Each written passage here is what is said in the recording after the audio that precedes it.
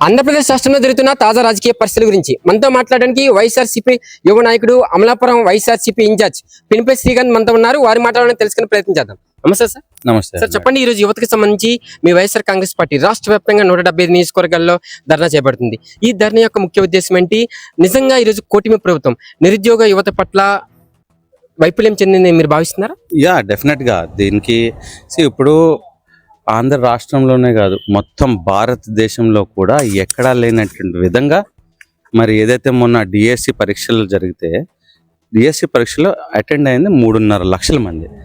అహోర్నిశలు రాత్రి పగులు వాళ్ళు కష్టపడి చదువుకుని ర్యాంకులు రావాలా, జాబ్ తెచ్చుకోవాలా, ఒక టీచర్గా గౌరవప్రదమైన జాబ్ అని వాళ్ళు కష్టపడి ఎగ్జాములు రాస్తే దాంట్లో రిజల్ట్స్ వచ్చాక వీళ్ళు ఏం చేస్తారంటే కొన్ని నియమాలు సడలించి మరి దాంట్లో లేని స్పోర్ట్స్ కోటాలు పెట్టేసి బ్రిడ్జ్ గేమ్ అని చెప్పి లేకపోతే ఇంకొక ప్యాక్ గేమ్ అని చెప్పేసి అన్ని నియమాలు తీసుకొచ్చేసి సడలించేసి మరి వీళ్ళు కొత్తగా జియోలు ఇష్యూ చేసేసి జాబులు సుమారుగా స్పోర్ట్స్ కోటా అని చెప్పి సుమారుగా 450 ఉద్యోగాలు ఇలాంటి లేని స్పోర్ట్స్లన్నీ దాంట్లో పెట్టి దాంట్లో వాళ్ళకి స్పోర్ట్స్ కోటా మీద ఉద్యోగాలు ఇప్పించేసి ఎప్పుడైతే ఉద్యోగాలు అయిపోయాయో మళ్ళీ వెంటనే మళ్ళీ జియోలు పాస్ చేసేసి మళ్ళీ ఈ నియమాలన్నీ కూడా పాత నియమాలు పెట్టేశారు.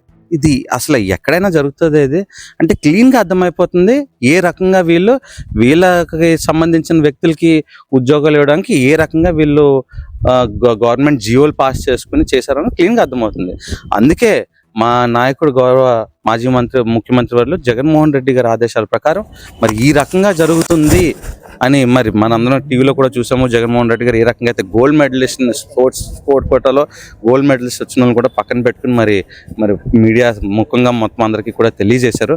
మరి అక్కడితో ఆగదు, ఇంకా మొత్తం జన్జీని కూడా మేము కలుపుకుని వెళ్ళాలా, ఇంకా డిఎస్సిలో జరిగిన అవకతవకల పైన సిబిఐ విచారణ జరిపించాలా, ఖచ్చితంగా ఎప్పుడైతే మరి రాజకీయ నాయకులు స్టూడెంట్ల యొక్క భవిష్యత్తుని మరి ఈ రకంగా మరి ఇబ్బంది కలిగిస్తుంటే చూస్తూ ఊరుకోమని చెప్పి మరి కేంద్రంలో ఎలాగైతే జన్జీ ప్రొటెస్ట్ ఎలాగైతే జరిగిందో కాక్రోచ్ జనతా పార్టీ వారి యొక్క ఆధ్వర్యంలో అలాగే ఇక్కడ కూడా మా ఒక వైఎస్ఆర్సీపీ పార్టీ తరఫున మేమందరం కూడా జెన్సీకి మద్దతుగా మరి డిఎస్సి పరీక్షలలో ఎవరైతే అన్యాయం జరిగిందో వాళ్ళకి మద్దతుగా మేమందరం కూడా ఈరోజు రోడ్డుని ఎక్కాము.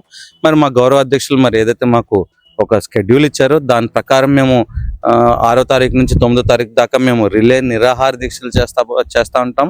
మరి 10వ తారీఖున భారీ ర్యాలీకి మేము ప్లాన్ చేసుకుంటున్నాం. అంటే డిఎస్సికి సంబంధించి పూర్తి పారదర్శకంగా మేము నిర్వహించాము. దమ్ముంటే మాజీ ముఖ్యమంత్రి జగన్మోహన్ రెడ్డి గారిని డిబేట్కి రమ్మంటూ విద్యాశాఖ మంత్రి నారా లోకేష్ చేసిన వ్యాఖ్యలు, ఆ సవాల్ గురించి మీరు ఏమంటారు? డిబేట్లు ఎందుకు స్వామి? నువ్వు నేను డిబేట్లో సరే బెటర్గా డిబేట్ చేసినంత మాత్రం నిజం అబద్ధం అయిపోతుంది కదా. We're not asking debates, we don't want debates. CBI enquiry చేయండి. మీరు అంత క్లీన్ షిట్గా ఉంటే సిబిఐ ఎంక్వైరీ చేయండి.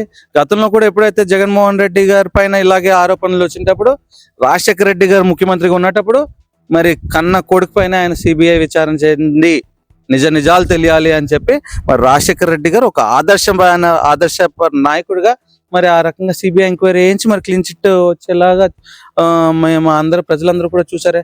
మరి ఈరోజు ఏదైతే నారా లోకేష్ గారు ముఖ్యమంత్రిగా ఉన్న ఒక శాఖలో ఇంత దారుణంగా మరి జరుగుతున్నాయి అంటే మరి సిబిఐ ఎంక్వైరీ చేయడానికి ఏంటి ఇబ్బంది?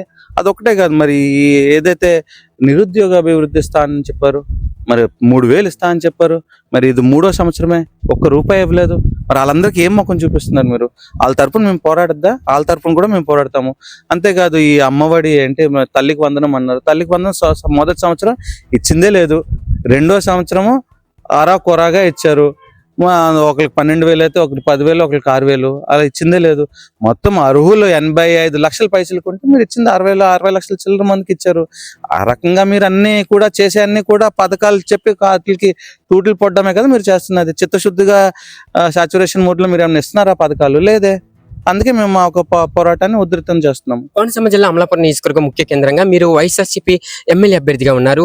మాజీ మంత్రి మీ నాన్నగారు చాలా సౌమ్యులు, పార్టీకి గతంలో చాలా పదవులు నిర్వహించారు, మంత్రిగా కూడా పనిచేసిన అనుభవం ఉంది. కానీ మీరు ఆయన కొడుకుగా మీరు ఎటువంటి నేరపడం లేకుండా ఒక ప్రజల సాకుడిగా ముందుకెళ్తున్నారు. అమలాపురం ప్రజలు మిమ్మల్ని ఆదరిస్తారని మీరు భావిస్తున్నారా రాబోయే రోజుల్లో? 100% మేము ఏదైతే తప్పు జరుగుతుందో, ఏదైతే ప్రభుత్వం ఎక్కడెక్కడైతే ఫెయిల్ అయిందో అవన్నీ కూడా మేము వేలెత్తి చూపించి ప్రజల తరపున మేము పోరాడుతున్నాం కాబట్టి ఖచ్చితంగా ప్రజల యొక్క ఆశీస్సులు మాకు ఉంటాయని, మరియు మా నాన్నగారికి ఉన్న మంచి పేరు కానివ్వండి, ఆయనకున్న ఒక క్యారెక్టర్ దృష్ట్యా ఆయన అడుగుజాడలో నడుచుకుంటూ ఆయన లాగే నేను సేవ చేయాలని ముందుకు వస్తున్నాను కాబట్టి 200% ఆ ఒక ఆదరణ నా మీద కూడా ఉంటుందని నేను 100% భావిస్తాను. అంటే నియోజకవర్గం వ్యాప్తంగా చాలా మంది వ్యతిరేకత కలిగి ఉంటారు కొంతమంది అభ్యర్థుల పైన, కానీ మీ పైన ఎటువంటి వ్యతిరేకత లేకుండా శ్రీకాంత్ మా ఇంట్లో కుమారుడు, మా ఇంట్లో పెద్ద కొడుకు అంటూ కూడా చాలా మంది ఆశాభావం వ్యక్తం చేస్తున్నారు. ఇటువంటి స్పందన అనేది చాలా నియోజకవర్గాలు అరుదుగా వస్తుంటాయి. మీ పట్ల మీ నియోజకవర్గం ప్రజలు చెప్తున్న ఆదరణ, మీరు చాలా మంచి చదువుకున్న విద్యావంతులు, ఏంటి సార్ ఇటువంటి ఆదరణ వస్తుంది, మీరు వ్యక్తిగతంగా మీరు ఎలా ఫీల్ అవుతున్నారు? I'm very happy. అలాంటి ఆదరణ వస్తుంది అంటే ఖచ్చితంగా ఎవరికైనా కూడా చాలా ఆనందంగా ఉంటుంది.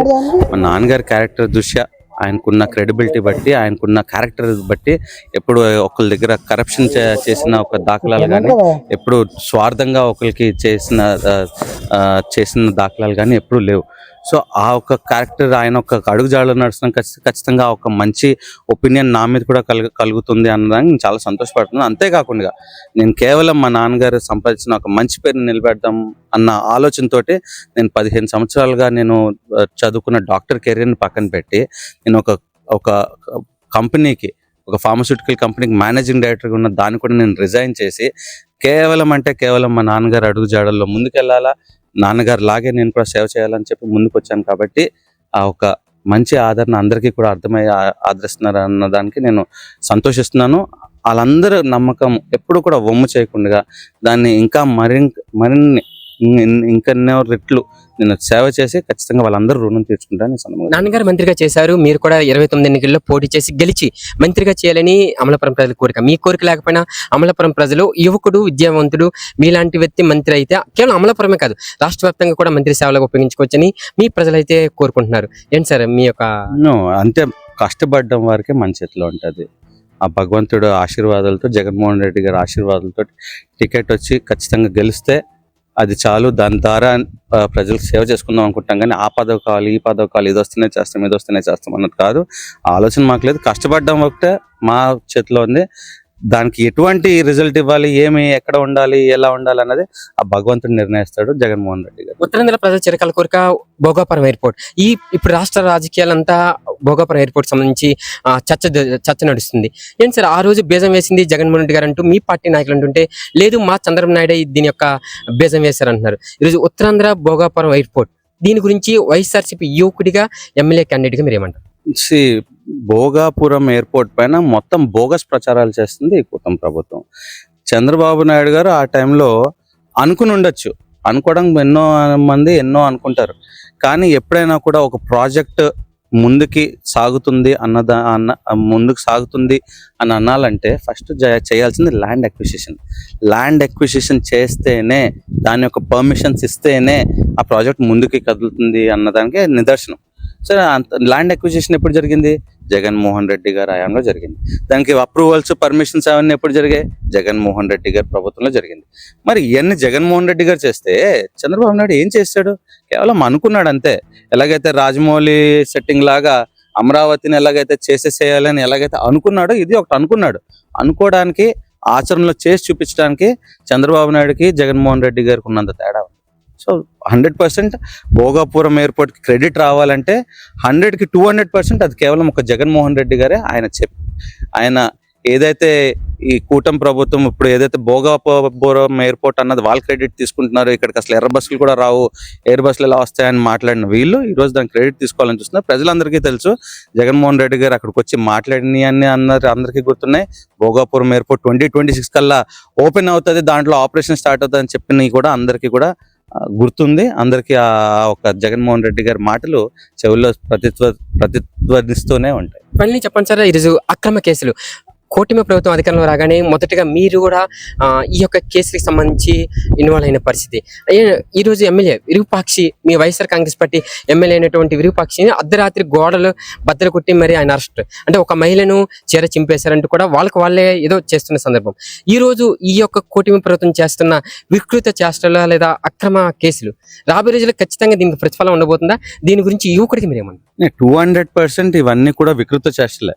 ఎందుకంటే ఒక డాక్టర్ చదివిన నన్ను ఏదో మర్డర్ కేసులో పెట్టించేసి రిమాండ్కి పంపించేసి ఆ తర్వాత ఆ కేసుని అంతా ఫ్రీజర్లో పెట్టేసి ఈ రోజు కూడా ఛార్జ్ షీట్ వేయలేదు. సో దాన్ని బట్టి అర్థమవుతుంది వీళ్ళు ఏ రకంగా కేవలం నాయకుల్ని ఇబ్బంది పెట్టాలి అన్న ఒకే ఒక ఆలోచనతో కేసులు పెడతా ఉన్నారు. పెట్టనివ్వండి, చూస్తూ ఉన్నాము. రానున్న రోజుల్లో ఆ భగవంతుడి ఆశీర్వాదాలతోటి మా ప్రభుత్వం వస్తుంది. దానికి రెట్టింపు వీళ్ళు ఏదైతే ఒకటి చేస్తున్నారో దానికి 10 అంతలు మేము కూడా చేసి చూపిస్తామని ఈ సందర్భంగా